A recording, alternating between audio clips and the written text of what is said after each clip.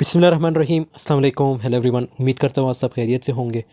आज जो हमारा एसे है that's from Pakistani literature, Orwell and I by Zulfikar Ghose. Title significance की अगर बात करें, ऑरवेल मींस जॉर्ज ऑरवेल जो कि एक ऑथर है, राइटर है, और आई से मुराद जुल्फ़िकार गौस। तो इस एसे में जुल्फ़िकार गौस ने जो ब्रिटिश राइटर्स थे उनको एक्सपोज किया है कि किस तरह वो डिस्क्रिमिनेट करते थे एशियन जो राइटर्स थे या जो दूसरे अफ्रीकन राइटर्स थे, अमेरिकन राइटर्स थे, उनको जो है डिस्क्रिमिनेट करते थे। सो बहुत ही इंटरेस्टिंग ऐसे है, और इस ऐसे में हम देखेंगे इंट्रोडक्शन, फिर उसकी समरी, और लास्ट में जो है कुछ इंपॉर्टेंट फैक्ट्स अबाउट दिस ऐसे। सो टाइम वेस्ट के बगैर लेट्स गेट स्टार्टेड। इंट्रोडक्शन की बात करें, the essay is of a great importance and a mirror to all the writers who belong to the former colonial regions.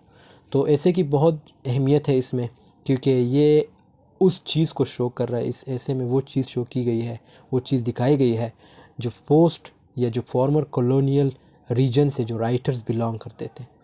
So the essay sheds light on the fact that literature is all universal but it is not considered universal। जैसे ऐसे में ये भी बताया कि जैसे हमें बताया जाता है कि जो लिटरेचर है वो यूनिवर्सल है, लेकिन इसे यूनिवर्सल जो है कंसिडर नहीं किया जाता।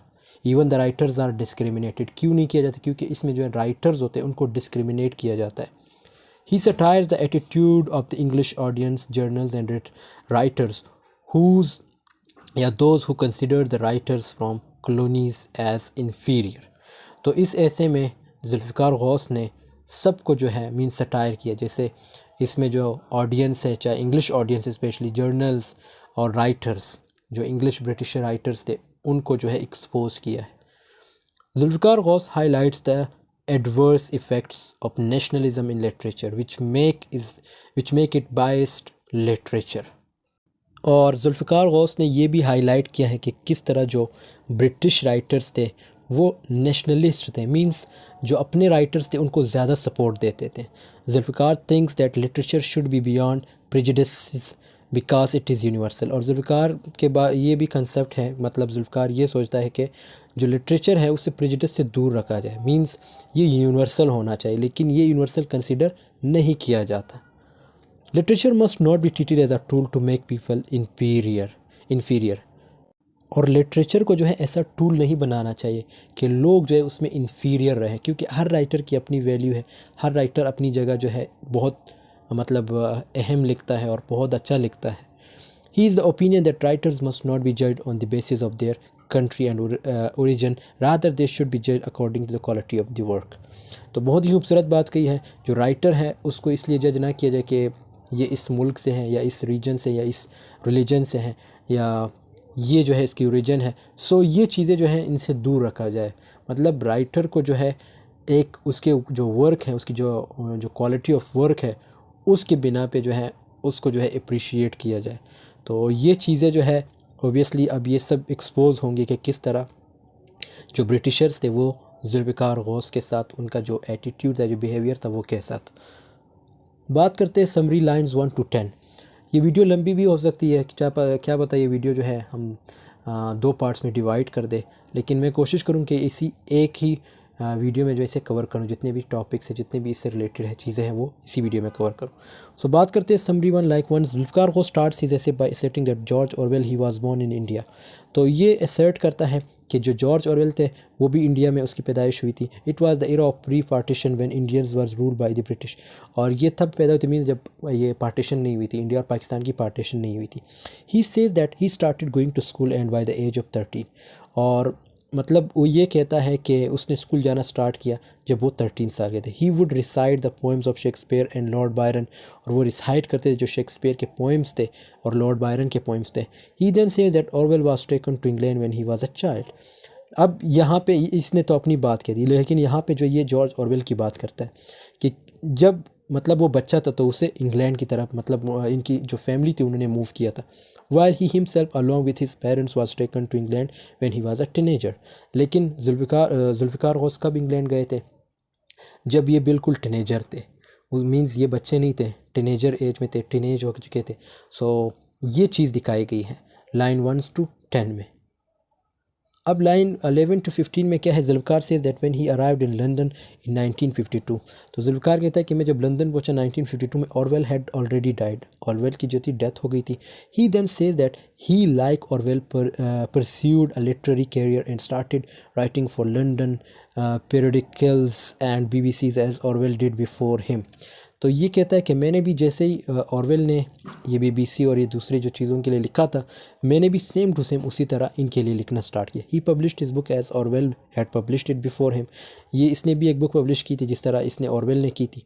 Zulfikar then states that the commonalities between Orwell and he were this much and they end at very juncture।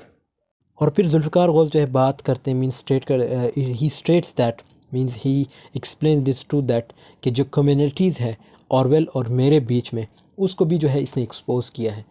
अब जॉर्ज ऑरवेल को ओबियसली इसमें बहुत ज़्यादा इंपॉर्टेंस मिलती है। ये आगे लाइन जब हम देखेंगे आप देखेंगे कि आप ख़ुद इसको चीज़ को भी नोटिस करेंगे कि वाकई जॉर्ज ऑरवेल जो था उसको बहुत ज़्यादा जो है इंपॉर्टेंस मिली थी। हालांकि जुल्फ़िकार गौस जो थे, मैं नहीं कहता कि बहुत बेहतर लिखते थे या ऑरवेल से बहुत बेहतर थे, लेकिन जुल्फ़िकार गौस के जो वर्क्स हैं वो बहुत ज़्यादा पढ़े जाते हैं। और ये जो है इससे पहले इसने लिखना स्टार्ट किया था और इसके जो वर्क्स थे वो ऑब्वियसली बहुत ही खूबसूरत वर्क्स थे। और लेकिन इम्पोर्टेंस जो है ज़्यादा किसको मिलती है, ऑरवेल को। अब लाइन 1623 में क्या, he then gives the birth location of Orwell that he was born इन।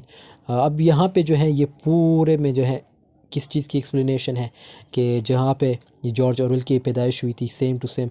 और इस तरह जो जुल्फ़िकार फिर अपने बारे में बताता है कि उसकी पैदाइश सियालकोट में हुई थी। He grew up in Sialkot and then in Bombay, फिर वो मुंबई की तरफ मूव करते।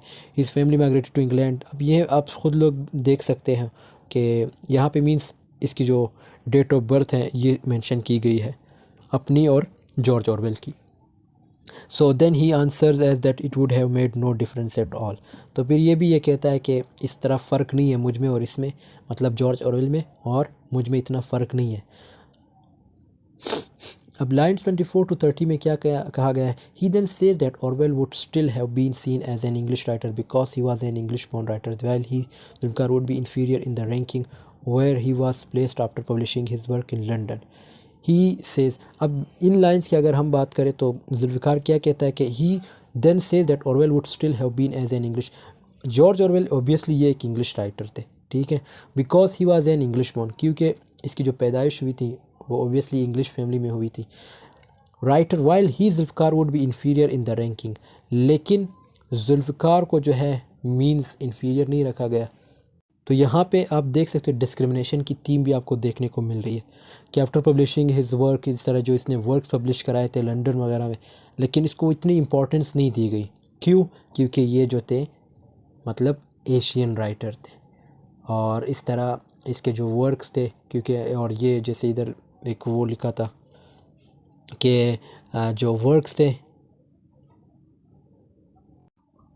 ये पोस्ट कॉलोनियल जो रीजन्स या फॉर्मल कॉलोनियल रीजन्स, ये उस मतलब रीजन से बिलोंग करते थे, तभी इसको ज़्यादा इंपॉर्टेंस नहीं दी गई।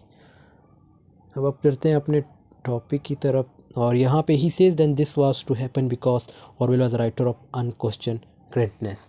और ऑरवेल जो था एक ऐसा राइटर था, जॉर्ज ऑरवेल एक ऐसा राइटर था जिससे मतलब कुछ अगर उसने लिखा भी है तो उस पर कोई एतराज़ात नहीं होते थे, लेकिन इसके जो वर्क्स थे जो जुल्फ़िकार गौस के, उस पर अमूमन एतराज़ात भी होते थे। He says the issue is not of racism and colonism that he was looked down upon, while Orwell was celebrated, but it was the issue of nationalism।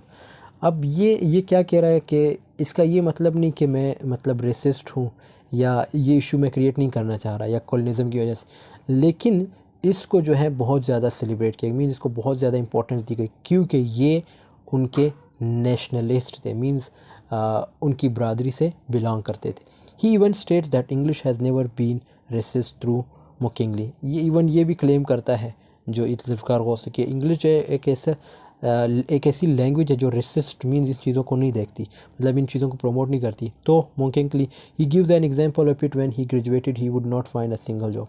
अब ये बताता है कि जब मैं ग्रेजुएट हुआ तो मुझे एक सिंगल जॉब भी नहीं मिल रही थी। Then he says that it was because of nationalism. अब यहाँ पे अगेन ये देख सकते हो कि ये क्या कह रहा है कि क्योंकि इसलिए मुझे जॉब नहीं मिल रही थी, नेशनलिज्म का इशू था। क्योंकि मैं नेशनलिस्ट नहीं था उनका, और अगर इसके अंदर एबिलिटीज़ थी भी लेकिन इसको ज़्यादा इंपॉर्टेंस नहीं दी जाती थी। एंड कल्चरल, और कल्चर की वजह से, because he was from Asia, so that's why more importance was given to George Orwell instead of him. Actually, while people are always drawn to it. अगले लाइन्स 38 to 40 में क्या कहा गया? Zulfikar says that his experience in London proved him wrong because he thought that people would be admired because of the quality of their work, but things were contrary. अब जुल्फ़िकार ये कहता है कि जब इंग्लैंड की तरफ इसने मूव किया तो इसके जो वर्क्स थे, ये इसकी थिंकिंग ये थी कि लोग जो है एडमायर करेंगे, इसकी तारीफ़ें करेंगे, लेकिन ऐसा कुछ भी नहीं था। तो लोगों ने इसकी वर्क की बिल्कुल तारीफ़ नहीं की। He then says he had form the notion that Orwell was praised because his prose was superior in imagination and style to others. लेकिन ज़्यादा इंपॉर्टेंस अगेन किसको दी जाती थी? ऑरवेल को, जॉर्ज ऑरवेल को। और उसकी वजह इसने क्या बताया? Because his prose was superior in imagination, क्योंकि उसके जो प्रोज जो लिखता था वो इमेजिनेशन में सुपीरियर थे। And style to others, because it is the basic notion of thought formed by the study of literature, and Zulfikar had studied literature. Lines 50 to 62 में क्या कहा गया कि Zulfikar's notion was proved wrong. In a gathering, an English poet of no quality and Zulfikar were invited to a university. अब यहाँ पे again gathering की बात की गई है। कौन सी ऐसी गैदरिंग जो हुई थी? They were to read their poetry. उस गैदरिंग में इन्होंने अपनी पोइट्री को रीड करना था। The English audience listen to Zulfikar quite calmly, but the English poet listen with great praise and enthusiasm. अब यहाँ पे अगेन इसने क्या कहा है कि जुल्फ़िकार अपने बारे में बता रहे हैं, जुल्फ़िकार गौस, कि जब मैंने पोइट्री पढ़ना स्टार्ट की तो लोग मुझे कामली सुन रहे थे, लेकिन जैसे ही जॉर्ज ऑरवेल ने पोइट्री सुनना या पढ़ना स्टार्ट की तो लोग जो है उसकी प्रेज़ करने लगे, मींस इंथुसियास्टिक बन गए थे। Zulfikar then says that this was a sort of discrimination. अब जुल्फ़िकार यहाँ पे क्लियरली बता रहा है कि ये क्यों? क्योंकि डिस्क्रिमिनेशन की वजह थी, डिस्क्रिमिनेट करते थे। Because they were good toward their natives, उसकी वजह ये थी कि इनके जो नेटिव्स थे ये उनके साथ उनका रवैया वगैरह बहुत अच्छा था। He then says that the following year Zulfikar was included in the Penguin modern poets. अब ये मॉडर्न पोइट्स की बात, फेंगियन मॉडर्न पोइट्स की बात की गई है, उसमें इसको शामिल किया गया। 3 poets were to be included, includes the 2 means it's true English poets were there in the book as well। तो उसमें 2 poets जो थे वो इंग्लिश के थे और एक ये था।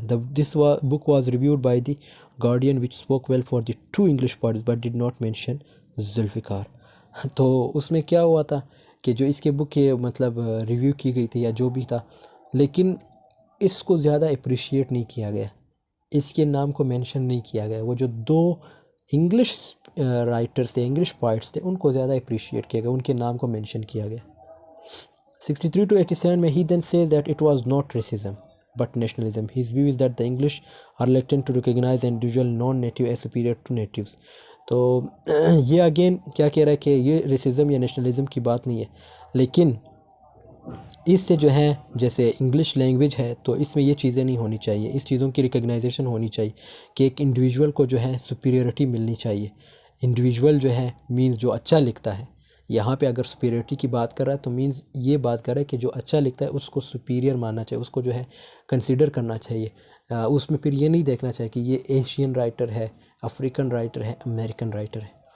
The non natives are considered aliens. अब ये क्या कह रहा है कि जो नॉन नेटिव्स है उनको ये लोग क्या कंसीडर करते थे? Aliens. One of them said that the early years of the centuries poetry was the poetry known as written by Georgian poets, so Eliot and Pound had wasted their time in writing something new in poetry. वाह, बहुत ही खूबसूरत बात कही है। तो इसमें ये कहा गया है कि जैसे ये क्या कहते हैं, जॉर्जियन पोइट्स जैसे एलिट और इस तरह जो इज़रा पाउंड थे, इज़रा ये सारे अमेरिकन थे, तो इन्होंने जो लिखा था, जो पोइट्री में इन्होंने नई चीज़ें लाई थी, वो सब बेकार थी। क्यों? They just wasted their time. अब ये कौन कह रहा है? जुल्फ़िकार कह रहे। क्यों? बिकॉज उसे पता था कि जो इम्पोर्टेंस मिलनी थी वो किसे मिलेगी? Just British writers, English writers को मिलेगी। This gave rise to Philip Larkin, जैसे फिलिप लार्कन हो गए। He knew nothing but foreign trends and wrote domestic poetry. अब ये फिलिप लार्कन भी जो थे ये ब्रिटिशर थे, उसको कुछ भी पता नहीं था, लेकिन फॉरेन ट्रेंड्स और रोट डोमेस्टिक पोइट्री उसने लिखना स्टार्ट की तो उसे ज़्यादा इंपॉर्टेंस दी गई। He was uploaded because of this same nationalistic क्ली। और अगर देखा जाए जैसे यहाँ पे इज़रा पाउंड को मेंशन किया गया, अब पाकिस्तान के जो राइटर्स थे, जैसे आज़ादी से पहले, पार्टीशन से पहले, उसमें जैसे तौफीक रफ़त थे, बहुत ही खूबसूरत लिखते थे और इवन इसको कंसिडर किया जाता है पाकिस्तानी ईज़रा पाउंड। मींस बहुत ही खूबसूरती से वो लिखते थे, लैंग्वेज का बड़ा खूबसूरती से यूज़ करते हैं। उसके पोएम्स की काफ़ी वीडियोस मैंने अपलोड भी किया, आप लोग वो देख सकते हो उसको। Lines 88 to 124, Zulfikar says that the worst category among all the categories of literature is nationalistic literature. तो अगेन नेशनलिज्म की बात की गई जुल्फ़िकार ने कि ये वर्स्ट कैटेगरी है, as English is the language of many nations, so dividing English literature on a nationalistic basis is very worst. English बहुत से लैंग्वेज, बहुत से ममालिक की जो है कौमी ज़बान है, लेकिन इसको नेशनलिस्टिक नहीं बनाना चाहिए। इवन जो लिटरेचर है उसको भी नेशनलिस्टिक नहीं बनाना चाहिए। जो अच्छा लिखता है उसको अप्रिशिएट किया जाए, चाहे वो कोई भी राइटर हो, अमेरिकन हो, एशियन हो, अफ्रीकन हो, जो भी हो। He says for this English language hierarchy is formed. तो इससे जो है बदनज़मी, हायरार्की का मतलब ये बदनज़मी वगैरह जो है क्रिएट होती है अगर आप किसी एक राइटर को ज़्यादा इंपॉर्टेंस दोगे। मतलब अगर अच्छा लिखता है तो ऑब्वियसली देनी पड़ती है, लेकिन आप एक ऐसे राइटर्स को, जैसे यहाँ पे ये ख़ुद बता रहा है, जॉर्ज ऑरवेल ने इससे बाद में लिखना स्टार्ट किया, लेकिन इसने पहले लिखना स्टार्ट किया। तो और ये काफ़ी अच्छा लिखते थे जुल्फ़िकार गौस, लेकिन इसको इतनी इंपॉर्टेंस नहीं दी गई। The writers who belong to the United Kingdom, Ireland and the USA are primarily English language writers। ये उन कंट्रीज़ में जो है इंग्लिश बोली जाती है, तो ये प्राइमरी लैंग्वेज राइटर्स हैं, इंग्लिश लैंग्वेज राइटर्स हैं। The secondary class is open the writers who belong to the British colonies. अब जो ब्रिटिश कॉलोनीज़ है वो ओबियसली जो है सेकेंडरी है, जैसे Canada, Australia, New Zealand. The third and lower rank of the writers who belong to the Africa. अब ये जो है थर्ड और लोअर रैंक की बात की गई, जिसमें अफ्रीका, एशियन और Caribbean. He then says that this seems like a radical discrimination, but the very roots of this are in a nationalism. He then gives another example of this attitude. He says that Joseph Conrad was, अब यहाँ पे एक example देता है कि जैसे Joseph Conrad was a far greater writer than Thomas Hardy, but Hardy celebrated more than Joseph। जैसे Thomas Hardy जो है उसको ज़्यादा सेलिब्रेट किया गया। थॉमस क्यों? क्योंकि वो जो थे ब्रिटिशर थे, लेकिन ये दूसरे जोसेफ कॉनरेड को ज़्यादा अप्रिशिएट नहीं किया गया, ज़्यादा उसको सेलिब्रेट नहीं किया गया। Conrad because he was alien to the English language and England land. ये भी थे ऑब्वियसली अंग्रेज़ थे, लेकिन इस जो थे एक क्या कहते हैं पार्टीशन वाले, जो यहाँ पे एक वर्ड मेंशन की गई, जो ब्रिटिश कॉलोनीज़ के राइटर्स थे, मीन ब्रिटिश कॉलोनी के राइटर थे जोसेफ कॉनरेड, लेकिन ये जो थे प्योर वो थे ब्रिटिशर थे। 125 to 131, Zulfikar then shares another experience and says that the journals like TLS and New Statesman would send his books for review to critique of Pakistani or Indian, and they would include the review which was a clear-cut message to the readers that it was not worth reading। तो इसमें जो है ये journals वगैरह इसकी बात की गई, like TLS and new statesman, ये जो है इसको भी जो है मीन्स ज़्यादा अप्रिशिएट नहीं किया जाता था। जैसे क्या वो किसी इंडियन या पाकिस्तानी राइटर ये जो भी लिखते थे इसके बारे में, तो उसको ज़्यादा अप्रिशिएट नहीं किया जाता था। He adds that the same was the attitude of the observer which would collect the reviews of novels written by। तो सेम टू सेम ये जो ऑब्ज़र्वर होते या जो रिव्यू करते थे वो भी यही करते थे, मींस अच्छे व्यूज़ नहीं देते थे। कि क्यों? क्योंकि ये एक एशियन राइटर्स लिखते थे या अफ्रीकन राइटर्स लिखते थे या अमेरिकन राइटर्स लिखते थे। ये सिर्फ अपने जो नॉवेलिस्ट थे या जो राइटर्स थे उनको ज़्यादा फोकस करते थे। The reader would know not to read the section similarly and none bothered to read Zulfikar who was reviewed by Chaudhary. तो जैसे अब जुल्फ़िकार जो है अपनी बात कर रहा है कि जो मेरी चीज़ें थी वो ये चौधरी जो कि एक और करेक्टर है इसको मेंशन किया गया कि ये मेरी चीज़ों को रिव्यू करते थे, लेकिन जो दूसरे थे वो जहमत भी नहीं करते थे। बॉदर का मतलब है जहमत करना। वो इतनी जहमत भी नहीं करते कि उसको रीड आउट करे या उस पर व्यूज़ दे, ये बिल्कुल मतलब नहीं करते थे। 132 to 153, he then says that it is very easy to count the bad deeds done to one individual, but the ground reality is always somewhat different as well. The fact is that there must be many an English writer who suing another Indian or Sri Lankan with the Booker Prize must complain that the judges were favoring the former colonial subjects for political reasons and not looking at literary quality। तो यहाँ पे उन चीज़ों की बात की गई है, जैसे सपोज़ कोई प्राइज़ वगैरह है, कोई मेडल वगैरह जब भी मिलना था, कुछ ऐसी चीज़ें जो मिलनी थी, जो अवार्ड के तौर पे मिलनी थी, तो उसमें ये लिटरेरी क्वालिटी को नहीं देखते थे। ये देखते थे कि अगर वो इंग्लिश राइटर है तो उसको ज़्यादा अप्रिशिएट, उसको ज़्यादा सेलिब्रेट किया जाता था और उसको जो है वो चीज़ें मीन्स सौंपी जाती थी। He then says that this national origin worked against writers such as Zulfikar, और फिर ये अपने बारे में बताता है कि इसमें मैं भी आता हूँ। He says when he published his works, other writers from the former colonies also published their works, giving rise to a new category of literature, Commonwealth literature. He says this was another sort of discrimination because all those writers were yet not considered equal in rank to English writers from UK and America. तो ये Commonwealth literature की बात की गई है और ये इसमें जो कैटेगरीज़ थी मींस जो कैटेगरी मतलब जो यूके से आती थी या जो अमेरिकन्स थे, स्पेशली यूके वालों की बात की गई कि जो यूके से आते थे, यूनाइटेड किंगडम या जो ब्रिटिश राइटर्स थे, उनको ज़्यादा सेलिब्रेट किया जाता, उनको ज़्यादा फोकस किया जाता था और इवन उनको जो है इक्वल नहीं माना जाता था। जो दूसरे राइटर्स थे उनको अपने साथ इक्वल ही नहीं मान, हालांकि जो दूसरे राइटर्स थे उनका वर्क इनसे बहुत बेहतर होता था, तो इनको ज़्यादा अप्रिशिएट या क्या कहते हैं ज़्यादा इक्वलिटी वगैरह नहीं मिलती थी। 154 to 165 he then says that this category provided more chances for publishing the works which limited their scope. Calling them Commonwealth writers and publishing their Commonwealth anthologies meant they were to be kept away from mainstream writers and their audiences. तो इसमें ये बताया गया है, अब ये Commonwealth जो writers थे या जो लिटरेचर था, इसमें कुछ राइटर्स कुछ कैटेगरीज रखी गई थी। मतलब जो अच्छा लिखते थे तो ऑब्वियसली उनकी कैटेगरी डिफरेंट थी, जो दूसरे जो, लेकिन जो सबसे ज़्यादा सेलिब्रेट करते थे लोग, जो ऑडियंस को रेफ़र करते थे या जो ऑडियंस के लिए रेफ़र किया जाता था, जिनकी चीज़ों को पब्लिश किया, वो कौन थे? ये जो सुपीरियर होते थे। और वो सुपीरियर कौन होते थे? ऑब्वियसली ब्रिटिशर्स होते थे, क्योंकि वो अपने लोगों को ज़्यादा फोकस करते थे। The remaining paragraphs talk about the discrepancies, इख्तिलाफ को कहते हैं, caused by the nationalistic glow in literature. तो ये आगे जो है, यहाँ पे जो है आगे जब हम देखेंगे तो वो पूरे जो है जितने भी लाइंस रह गए उन सब की समरी होगी।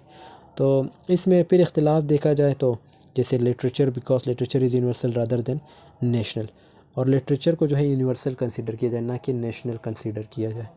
अगर मैं यहाँ पे कुछ लिखता हूँ या आप कुछ लिखते हो तो मीन्स यूनिवर्सली, या अगर किसी को अच्छा लगता है तो उसे अप्रिशिएट करें।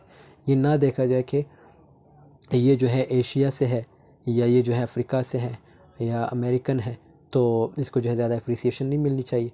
जो लिखेगा वो जो है ब्रिटिशर लिखेंगे, उनको ज़्यादा अप्रिसिएशन मिलनी चाहिए, ऐसा नहीं होना चाहिए। मतलब लिटरेचर जो है ये यूनिवर्सल है, इसको नेशनल ना बनाओ। While the so-called Commonwealth writers were being increasingly accepted in England from the 1960s, that was also a revolutionary time. तो ये उस टाइम की बात की गई, कॉमनवेल्थ राइटर्स जिनको एक्सेप्ट किया जाता था। That was also a revolutionary time in the United States, और ये revolutionary time थी यूनाइटेड स्टेट में, where new attention to civil rights led to the creation of black studies programs at the universities. उस वक्त ये जो हबशी थे, इनका भी जो था वे क्या कहते हैं केसेस वगैरह चल रहे थे, इन पे भी जुल्म हो रहा था उस वक्त। So, one more category with its hunger not for quality but the quantities of relevant subject matter. Some of the English writers from the former African and Caribbean colonies were assimilated into black studies. But these academic programs, which were created as a liberating act with the grand aim of breaking down the hegemonic tyranny of the white European male dominant tradition, had the effect of writing another. तो यहाँ पे अब जो Africans थे उनके work की भी बात की गई है। इवन अफ्रीका भी ऑब्वियसली ये इंग्लैंड में, मतलब इंग्लैंड का इन पे भी काफ़ी वो टाइम उन्होंने हुकूमत की है, तो इनके वर्क को जस्ट लिबरेटिंग एक्ट के तौर पे लिया जाता था कि कब इनसे मतलब जान छूटे।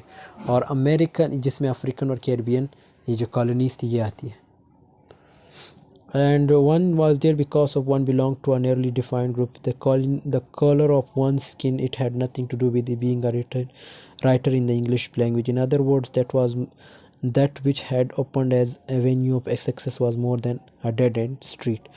तो यहाँ पे अब इनके स्किन कलर की भी बात की गई है, ये जो हबशी इनके स्किन कलर की बात की गई है, उस वजह से भी इनको डिस्क्रिमिनेट किया जाता था। But imagine a world in which there are no hierarchical socio political categories. तो ये आपके लिए कि इमेजिन कर ले कि ऐसी चीज़ें ना हो तो क्या क्या हो सकता है अगर लिटरेचर को जो है यूनिवर्सली लिया जाए, ना कि इसको मतलब जो है इस बिना पे जो है लोगों को अप्रिशिएट करे कि वो मेरे मुल्क का बंदा है या वो जो है अमेरिका ब्रिटिशर है, तो ओबियसली मैंने उसको अप्रिशिएट करना है। तो ये चीज़ें जो हैं अगर इनसे दूर रखा जाए लिटरेचर को, तो लिटरेचर जो है बहुत ही खूबसूरत और मतलब इसकी रिप्रेजेंटेशन और ख़ूबसूरत बनेगी। जो राइटर होंगे वो और उसको जो है अप्रिसिएशन अगर मिल जाए तो वो और ख़ूबसूरती से लिख सकते हैं, लेकिन ऐसा कुछ है नहीं, क्योंकि यहाँ पे आप देख सकते हैं जितने भी हमने पढ़ा है सब में डिस्क्रिमिनेशन शो की गई है। Even the great Tolstoy suffered from it and attacked Shakespeare possibly because he found no one else greater than himself that he would be universe of it in our own time। तो ये फिर इन दो writers की बात की गई है, Tolstoy और शेक्सपियर की, कि किस तरह इन ये जो Tolstoy suffered from it and attack Shakespeare possibly because उसके वर्क वगैरह की बात की गई है। So and nationalistic exclusivity and other labeled categories thrive upon a contemptuous rejection of total differences to aesthetic values. Categories encourage the neglect to the formal quality of our core art because they demand the judgment be based solely upon some ideological consideration। तो ये जो in difference है इन चीज़ों को ख़त्म किया जाए literature वगैरह से, और सबको जो है इक्वली अप्रिशिएट किया जाए जो अच्छा लिखता हो। Orwell said that what is suppose to be purely aesthetic, के बंदे को जो है प्योरली एस्थेटिक होने purely aesthetic judgments are always corrupted to some extent by moral और पॉलिटिकल और religious realities. Not quite true, I don't see how my delight in the structure of Shakespeare sonnet, my amazement at the poet's organization of language and my consequent experience of a thought that। तो यहाँ पे ये कुछ और चीज़ों को mention किया गया जो शेक्सपियर के वर्क्स हैं, और ये आप लोग पढ़ लीजिएगा, ईजी है। और इसी के साथ जो है so but even if my reading of a text is thus a corrupted one, the remaining paragraphs talk about the discrepancies caused by the। तो ये यहाँ पे बस बिल्कुल एंडिंग हो जाती है। जो इम्पोर्टेंट पॉइंट्स थे, जो इम्पोर्टेंट चीज़ें थी वो मैंने डिस्कस कर दिया आप लोगों के साथ।